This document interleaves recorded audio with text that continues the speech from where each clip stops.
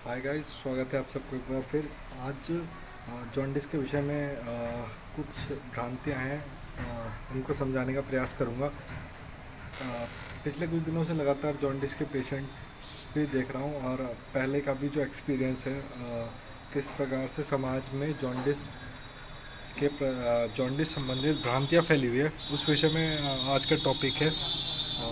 एक एक करके आपको सब बताऊंगा कि कैसे कैसे भ्रांतियां हैं और क्या सही है क्या गलत है।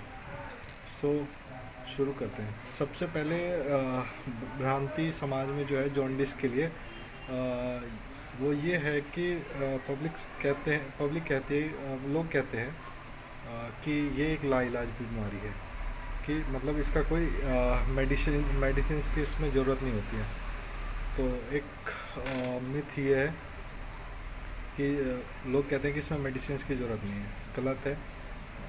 इसमें मेडिसिन की ज़रूरत पड़ती है। टेस्ट पे निर्भर है, टेस्ट किस प्रकार आ रहा है। वैसे तो स्वतः हेपेटाइटिस मेन जो है, जॉन्डिस जो है मेन हेपेटाइटिस ए और ई के कारण होता है, जो खुद से ही ठीक हो जाता है।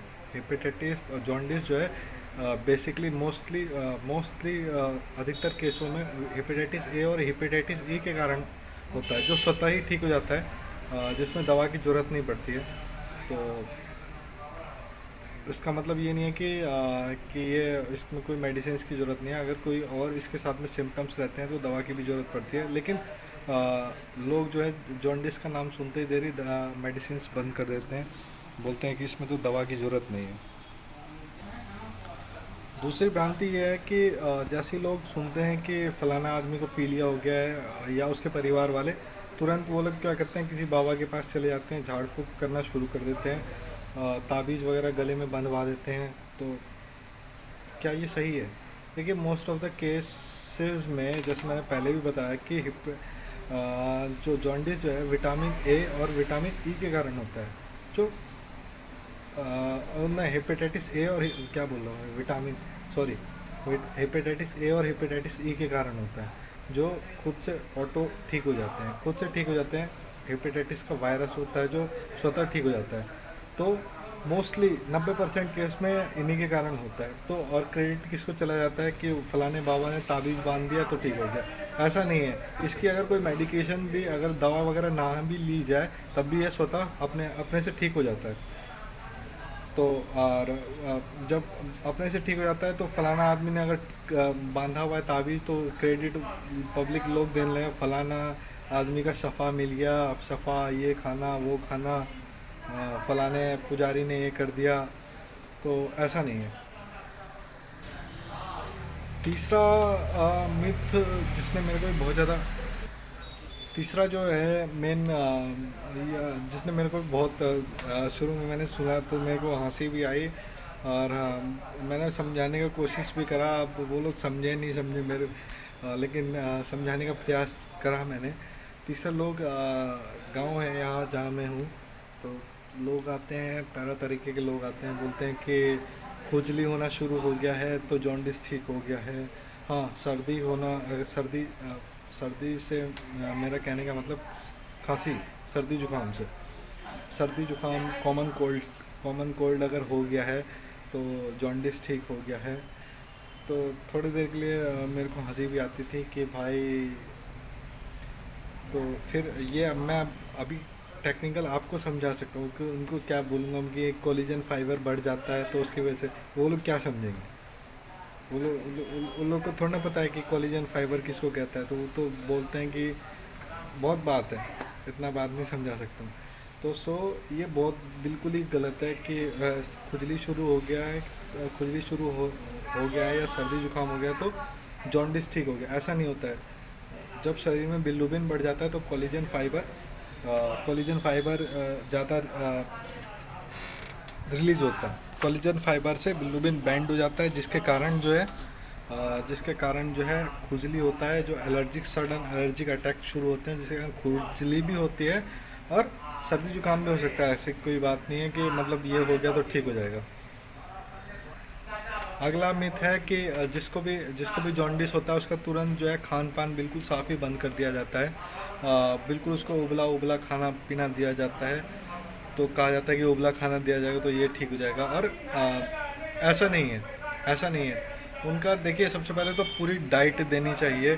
बहुत से लोग पूछते हैं मीट मछली देना है, मैं बोल हाँ देना है बेटा, मीट मछली बिल्कुल देना है, ठीक है ना।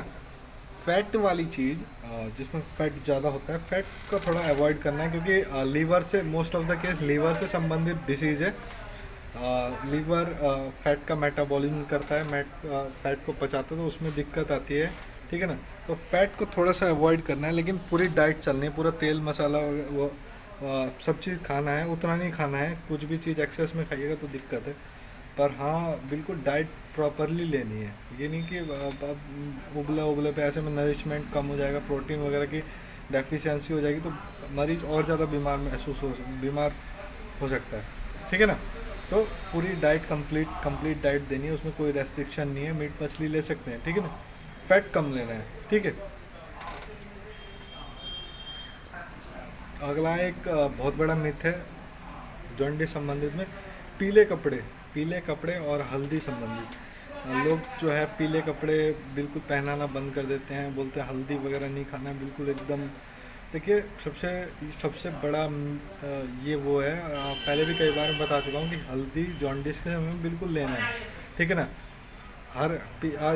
ये वो नहीं है कि जादू टोना है कि पीला कपड़ा पहनेगा तो फैल जाएगा, ये ऐसा नहीं है, ठीक है ना। बिल्कुल पहन सकते हैं, कोई दिक्कत नहीं है। और हल्दी अधिक से अधिक एक्सेस में खाएं, ऐसी कोई दिक्कत नहीं है कि मतलब हल्दी वगैरह बंद कर दिया, ठीक है ना।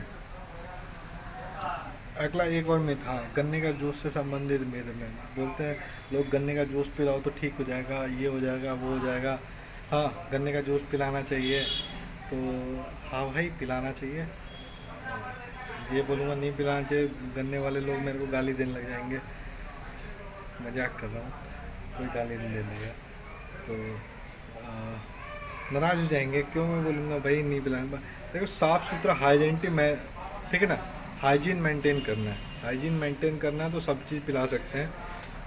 गन्ने के रस में शुगर ही होता है ना, चीनी होता है, तो वो आप घर पे भी दे सकते हैं, ऐसी कोई बात नहीं है।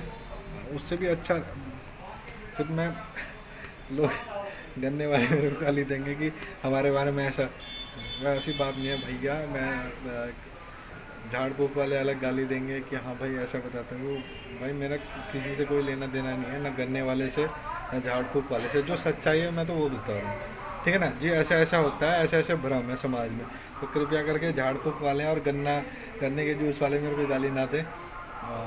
तो पी सकते हैं, अगर साफ़ सुथरा है तो बिल्कुल पी सकते हैं, अन्यथा आप ग्लूकोज का पाउडर ले सकते हैं, और घर पे भी बना के पी सकते हैं। अच्छा, एक और ये आगे मेरे को सबसे पहले बताना चाहिए था। लोग सोचते हैं कि ये पी लिया हो गया तो ये लीवर ख़राब हो गया, ठीक है ना, ये लीवर संबंधित, ऐसा नहीं है। हाँ जी, 90 पर बहुत से केसेस में लीवर से संबंधित होता है, कुछ केस में कुछ और भी कारण होते हैं, तो लोग बिल्कुल इलाज बंद कर देते हैं, टेस्ट वगैरह कराना बिल्कुल बंद कर, ऐसा नहीं होना चाहिए। पूरी तह तक जांच होनी चाहिए किस कारण हुआ है। बहुत कारण होते हैं, कई बार सिरोसिस हो जाता है लीवर में, उसके कारण हो जाता है, बहुत से कारण होते हैं। Bile duct, common bile duct में कुछ चोक हो जाता है, तब ऐसा हो सकता है। कॉमन बाइल डक्ट में भी चोक के कारण भी बिल्डुबिन बढ़ सकता है। सो कारण पता लगाना चाहिए। हाँ, ऐसे ऐसे ऐसे कोई थोड़ा ना सब जब बाबा से ही हो जाएगा तो फिर ये हम, मैं खुद, मेरे 7 साल पढ़ा हूँ मैं, हूँ, तब फिर क्या ज़रूरत थी। सब चीज़ अगर बाबा ही करने लग जाएंगे तो फिर तो बहुत बड़े बड़े इंस्टीट्यूट खुले हुए हैं, हॉस्पिटल खुले, तो ज़रूरत नहीं है ना। सो पूरे तरीके से आप अपनी जो है जांच कराएं, बिल्कुल लास्ट पॉइंट तक पहुँचे कि क्या एक्चुअल में दिक्कत है जिसके कारण जो है बिल्डुबिन का बढ़ा है, बिल्डुबिन लेवल बढ़ा है, ठीक है ना। सो ये कुछ मिथ थे बिल्लुबिन पीलिया से संबंधित, जो समाज में फैले हुए हैं और जो मैंने भी ऑब्जर्व करा, इसलिए मैंने इस टॉपिक पर वीडियो बनाया। Thank you, have a nice day.